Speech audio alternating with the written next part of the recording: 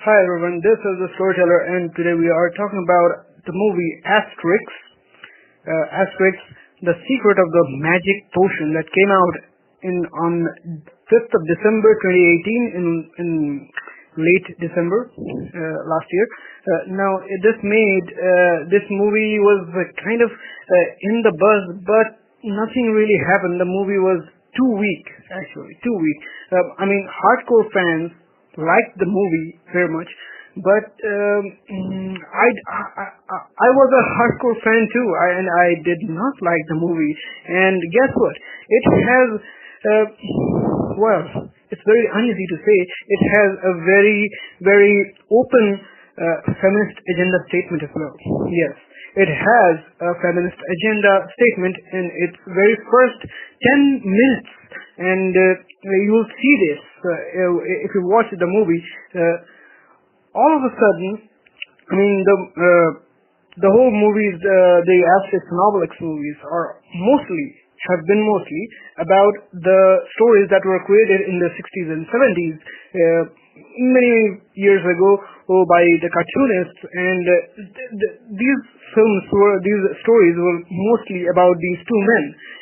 But this time we have a woman. Woman gets, not exactly a woman, but there's this kid genius, girl genius, who is supposed to be the Mary Sue of Asterix and Obelix. She knows everything. She is the only girl in the village. Little girl in the village, and she is a genius. Of course, she has to be a genius. We are living in the age of feminist agenda, and how can you not put that in the movie? Of course, this movie kind of, I don't know. It doesn't even show what was the production budget. It just shows that it made about $1,267,000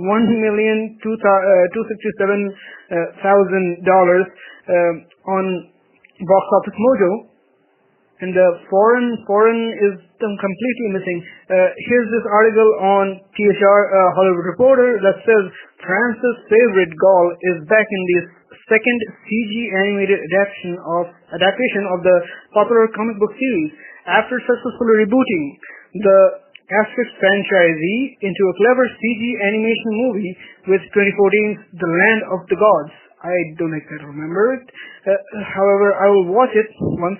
Writers-directors Alexandre Astier and Louis Clichy offer up a lively, if less enlightening, follow-up with Asterix, The Secret of the Magic Potion. Chock full of gags and pop culture references, this latest tale of France's favorite superhero suffers from a brand new storyline, and that fails to convince in the way of the original comic books from the 60s and 70s, which were written by René Goscinny and illustrated by Albert Uderzo. Indeed, while Land of the Gods was adapted from 1971 comics that humorously dealt with questions of urbanization and modern living, Magic Potion is much more of a cartoonish, kid-friendly affair without much depth. Yes, of course, the plot was very, very shallow. That's all I can say about this. And as soon as you see the whole feminist agenda thing, you will see that the movie kind of pushes this little girl as the genius, because she comes out of nowhere and she knows everything. She's put into exactly those circumstances where you have to say, oh, women are not allowed in this place, but you're a girl. No, men are oppressing little girls from not getting ahead. So this thing is put up in in the storyline to indicate the feminist agenda, of course. And at the end of the movie, seriously, I'm not kidding about this. They fail like 10-15 male druids. There's like a druid contest for who will replace Getafix, who will replace the biggest, highest position of the druid in the Gaul village, and all of these very experienced druids, they all fail. But the little girl, she knows everything.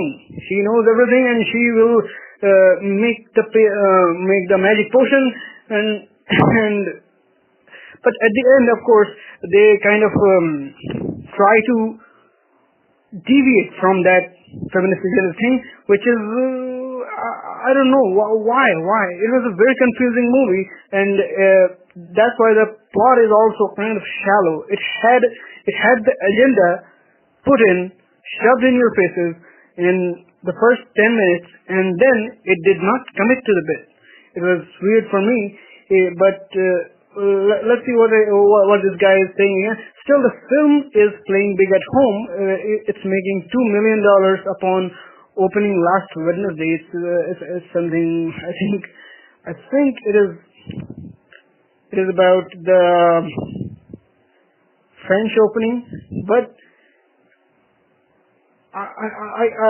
we just saw that it made just $1 million, so I can't really say what's wrong with this. When Panoramic decides to retire, sending Asterix and Obelix on a quest to find his druid successor, all hell breaks loose at home as the Romans, led by ridiculous Tom Cruise, Tom Cruise is a little pun over Tom Cruise, start attacking. Meanwhile, an evil wizard named Sulfurix does everything he can to steal the potion's secret recipe, which for lovers of French cuisine seems to contain carrots, saltfish, blah blah blah. Packing their movie with one-liners, music cues, and various jokes, keep the jokes coming and the action non-stop, with Philippe Rombi's thundering score making it all meld together. Unlike other Gallic attempts at this kind of big-budget tongue-in-cheek cartoon, at least the directors know how to pull their effort off with the slick efficiency and a fair amount of wit. Yes, there was a little comedy, of course, but the movie kind of failed. It totally failed me as an audience. Indeed, the original Asterix comics, which became popular during glorious 30 years of post-war economic stability, were very much a reflection and a stand-up of Charles de Gaulle's flag-waving enthusiasm and France's first policies. Here the filmmakers have unfortunately divorced the product from the context, removing any social or political references while making lots of nods to the pop entertainment in the way that Hollywood does. The result is a movie that skirts by on its energy, not to mention its cast of fun characters, but it feels devoid of meaning. Of course, it is devoid of meaning, like I said. It kind of goes into the feminist agenda thing from the very first 10-20 minutes, and then it kind of derails to another side, and by the end it just becomes completely something else. When you see the ending of the story, you would say, what the F? What the F? Seriously, what the F? Anything goes in this, at the end of the film, and you see that there is an agenda at the end of the movie. There are very, very mixed reviews of this movie. IMDb gives it 7. Rotten Tomatoes gives it 7.2. 7.2 is audience rating.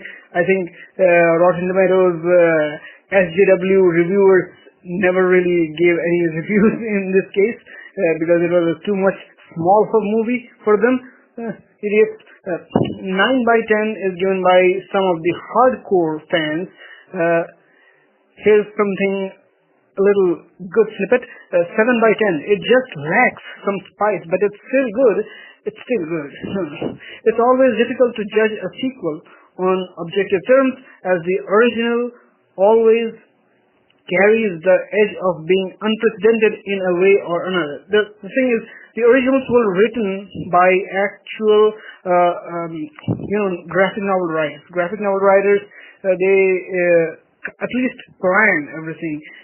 But today, we know that the agenda and the political narratives have completely infiltrated the artists or writers' zones, and these writers are being indoctrinated by various creepy, weirdo politicians to tell a story about the people, the people's fifis.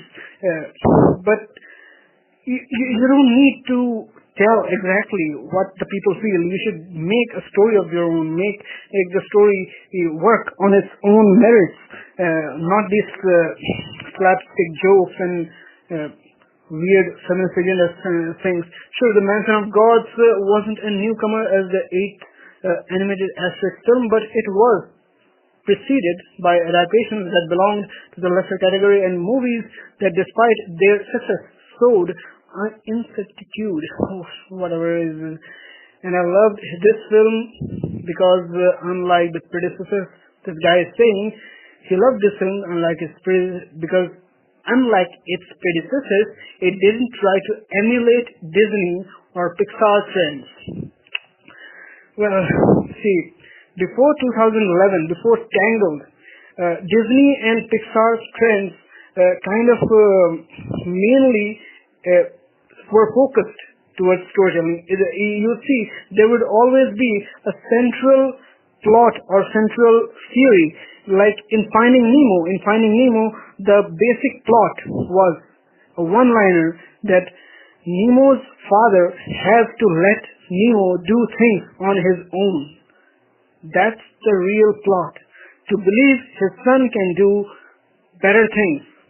To believe in his son. That's actually the Finding Nemo's main plot.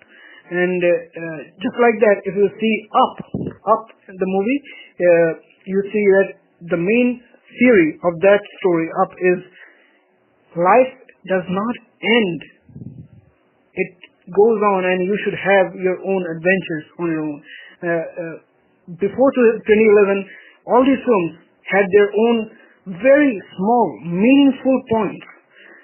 But today, we are looking at a Disney which is completely filled with SJW morons. They're making girly movies, sisterhood movies. Oh, the sister with magic powers. She has to be saved. Oh my God. So, following that Disney trend was probably better for these people. But today, just like Disney, all the entertainment sector is down by feminist SJW politics. And now, we can't really say anything more about this movie, but it's a good one-time watch, I guess. One-time watch, not even 2 times. Good jokes, weak plot, a simple movie, comic that came to life through beautiful animation. Yeah, it kind of came to life, but it wasn't from the comic. I know that for a fact because the comics were different. Anyway, this is it for today. Next time we'll have more reviews, more fringe. Stay unwoke. Check the description below and the link. And if you like this content, please like and subscribe. Peace.